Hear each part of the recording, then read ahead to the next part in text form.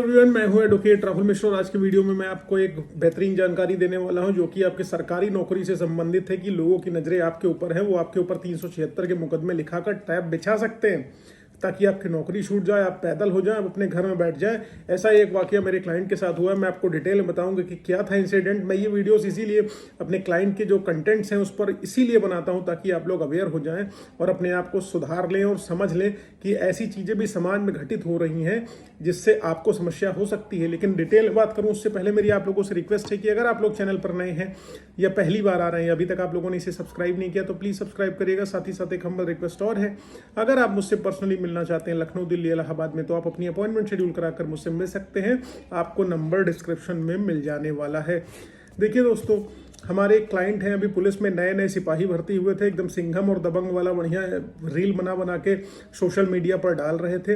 और उसके बाद क्या हुआ कि उनके गांव की ही एक पुरानी दुश्मनी उनकी पहले से चल रही थी। ठीक है, एक महिला ने उनको टारगेट करा।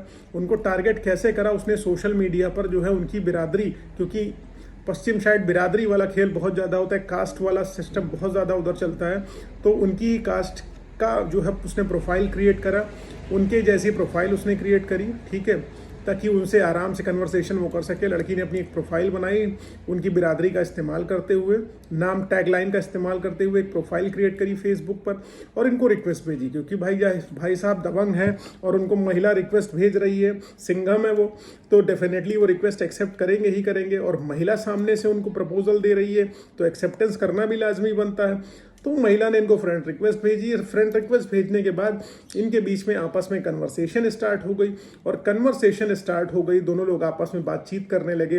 वो कन्वर्सेशन धीरे धीरे जो है व्हाट्सएप पे आ गई। वो कन्वर्सेशन जब व्हाट्सएप पे आई, व्हाट्सएप पे आने के बाद अब जाहिर सी बात है भाई साहब को इंटीमेसी भी चाहिए थी, उनको सेक्सुअल रिलेशनशिप भी इस्टेब्लिश करना था। ठीक है, और लड़की भी कह रही थी कि हाँ बिल्कुल चलो करते हैं। दुनिया भर की चीज़ें जो कुछ भी होती हैं कपल्स के बीच में, वो सारी चीज़ें वो लोग टेलीफोनिकली कर रहे थे। वीडियो कॉलिंग अभी तक नहीं हुई थी। ठीक है, वीडियो कॉलिंग अभी तक नहीं हुई थी।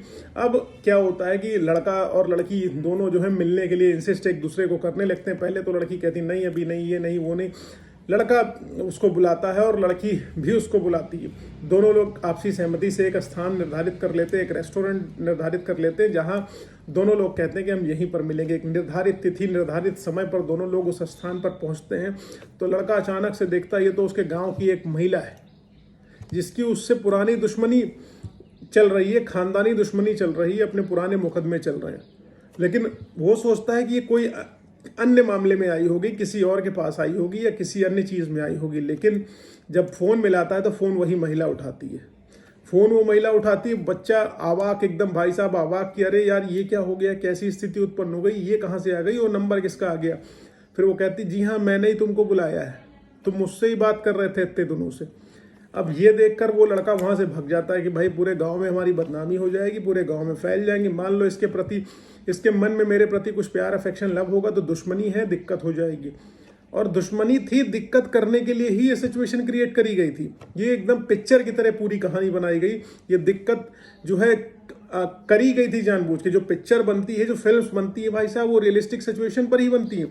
समाज में हमारे ऐसी चीज़ें घटती हैं। तो यही हुआ, वो लड़का वहाँ से भाग जाता है। इनके भागने के बाद 3 दिन बाद इनके पास संबंधित थाने से फ़ोन आता है कि भाई साहब आपके विरुद्ध 376 जैसी गंभीर धारा में मुकदमा दर्ज हो गया है कि आपने एक महिला का शारीरिक शोषण किया है, लगातार उससे टेलीफोनिक कन्वर्सेशन कर रहे थे और उसका बलात्कार करने के बाद आप बदल गए। शादी का झांसा देते हुए आपने उसके साथ शारीरिक संबंध बनाए और आप अब बदल गए। क्योंकि सीडीआर में भी निकल के आएगा, लगातार जो है टेलीफोनिक कन्वर्सेशन हो रही थी, तो सीडीआर से लोकेशन में मैच हो जाएगी कि said incident, time, date, place सब कुछ स्पेसिफिक तरीके से उस लड़की ने बताया है कि इस स्थान पर ये उपलब्ध थे, इतने बजे उपलब्ध थे, इन्होंने मेरा शोषण इतने बजे किया, ऐसे ऐसे किया, सारा कुछ एफआईआर अगर मैं दिखाऊं, लेकिन क्लाइंट की निजता का मामला है, मैं एफआईआर नहीं दिखा सकता।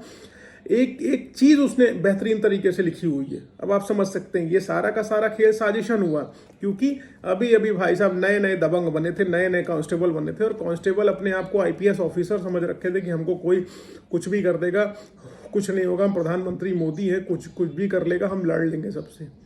लेकिन इनको नहीं पता था कि इनकी नौकरी इस मैटर में जा सकती है और जेल चले जाएंगे। अब आप अंदाज़ा लगा लीजिए उनकी क्या स्थिति होगी। रो रहे थे फूट फूट के।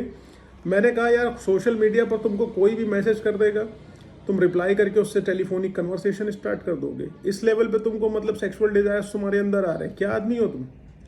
बिलीव में मेरे पास ना जाने कितने messages Facebook, Instagram, Twitter, WhatsApp पे आते हैं, मैं किसी को रिप्लाई नहीं देता हूँ। क्यों नहीं देता हूँ? काम का है तो ठीक है, क्लाइंट है कोई तो अलग बात है, लेकिन अननेसेसरी के जो मैसेजेस आते हैं नेवर एवर डू। तो इनका सीन ये हो गया कि इनकी पुरानी एनमिटी थी क्योंकि इनकी नौकरी लग गई थी और इनको इसकी नौकरी छुड़वानी थी और इससे पैसा वसूलना था। तो इन लोगों के बीच में कहानी लग गई। अब इनकी कहानी ये है कि ये कितना भी पैसा देने को तैयार है, लेकिन अपोजिट पार्टी भी मजबूत है पैसे से। वो पैसा नहीं लेना चाहती है, वो सिर्फ इनको बर्बाद करना चाहती है और कोई रीज़न नहीं है। अब कहानी में यहाँ से ट्विस्ट आएगा। ट्विस्ट कैसे आएगा? क्योंकि अब मैं इस लड़की के ऊपर एक FIR लिखाने जा रहा हूँ। FIR ऐसी लिखाने जा रहा हूँ क्योंकि मेरे क्लाइंट ने प्रॉपर स्क्रीनशॉट्स वगैरह ले रखे हैं और जो इन्होंने एडमिट किया हुआ है, चैट्स की कुछ रिकॉर्डिंग भी हैं, ऑडियो रिकॉर्डिंग्स भी हैं, जिसमें इन्होंने कहा है कि मैं फलाने बोल रही हूँ। ठीक है, यही बोल के उसके साथ टेलीफोनिक कन्वर्सेशन इसने स्टार्ट करी। वो क्योंकि चोर कितना भी शातिर हो, कुछ ना कुछ सबूत छोड़ के जाता है। फलाने बोल रही हूँ, फलाने हूँ, ये है वो है, यही बोल के उसने स्टार्ट करा। तो इसमें क्यों भाई लड़की के ऊपर मुकदमा नहीं बनता है क्या? 467, 68, 71 में मुकदमा नहीं बनता है? बिल्कुल बनता है। सेक्शन 67 IT एक्ट नहीं बनता है? एक्सटॉर्शन का मुकदमा नहीं बनता है? ये सारी चीज़ें अब मैं उस लड़की के विरुद्ध ये मुकदमे लिखाने जा रहा हूँ और उसको मैं स्वयं जेल भिजवाने में पूरी मदद करूंगा इस लड़के की और पूरी चेष्टा करूंगा। क्योंकि इनिशियल लेवल पे मैं कह रहा हूँ कि लड़का कितना भी गलत हो, उसने सेक्सुअल रिलेशनशिप बनाने की डिज़ायर रखी, क्योंकि आपने सामने से प्रपोजल दिया तो डेफिनेटली जाहिर सी बात है लड़का है और बिल्कुल उसके मन में भी भाव हैं, अगर आपके मन में भाव हैं तो। लेकिन आपने यहाँ पर अपनी आइडेंटिटी कंसीलमेंट करा, आइडेंटिटी छुपा के किसी भी प्रकार की मैरिज सोलमनाइज नहीं करी जा सकती। अगर आइडेंटिटी छुपाई है, एजुकेशनल क्वालिफिकेशन छुपाई है, कोई इलनेस छुपाई है, तो इस आधार पे तो मैरिज डिसॉल्व हो जाती है ना, डिसोल्यूशन ऑफ मैरिज हो जाता है, नल एंड वॉइड हो जाती है। तो उसी तरीके से इस तरीके से सेक्सुअल रिलेशनशिप जबरदस्ती बनाने की चेष्टा करना, आइडेंटिटी छुपा के किसी की निजता का हनन करना, उसकी प्राइवेसी का वॉयलेशन करना। और यही नहीं रुकी हैं, इन्होंने एक फेक, जब इस लड़के ने इनको स्टार्टिंग स्टेज में ब्लॉक कर दिया, जब ये सब चीज़ें जाना, तो इन्होंने एक चीज़ और करी। उसके पिताजी, अब इसके फोटो का इस्तेमाल करते हुए एक नई प्रोफाइल बनाई, इसके पिताजी को उसमें टैग करा और इसके भाई को करा और इसके दोस्तों को करा। सबके बीच में कुछ इंटीमेट कन्वर्सेशंस जो व्हाट्सएप पे इनकी हुई थी, ऑडियो की या टेलीफोनिक जो हुई थी, उसको इन्होंने दूसरे फ़ोन के माध्यम से रिकॉर्ड करा था, उसको वायरल कर दिया। अब आप अंदाजा ये लगा सकते हैं कि एक्चुअल में फ्रॉड कौन है यहाँ पे, वो लड़का है या लड़की है। तो इस तरीके से भी हमारी सोसाइटी में घटनाएं घट रही हैं। तो बहुत ज़्यादा अगर नौकरी पाए हो, सिपाही बने हो भी नए नए, तो हीरो बनने की जरूरत नहीं है। ठीक है, और हम लोगों को जितना तुम लोग गरिया पाते हो गरिया ले, तो अंत में शरण में आते ही हो कोर्ट में। और चाहे मुझे करोगे या किसी को करोगे, लॉयर तो तुमको करना ही करना पड़ेगा ना। इसलिए नौटंकीबाज बनने से बेहतर अपनी नौकरी पे फोकस करो, समाज के लिए कुछ अच्छा करने की चेष्टा करो, जिससे तुम्हारी इज्जत समाज में अच्छी बढ़े।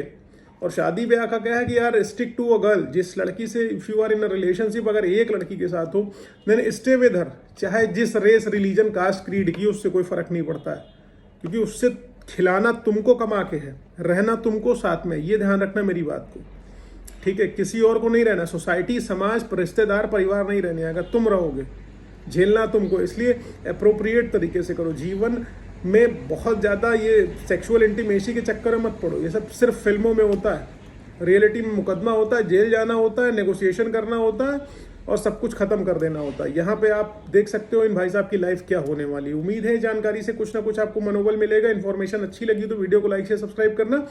फेसबुक, इंस्टाग्राम, ट्विटर पर अभी तक आपने मुझे अगर फॉलो नहीं किया है तो वहां करिएगा, लिंक डिस्क्रिप्शन में है। Thank you so much. जय हिंद।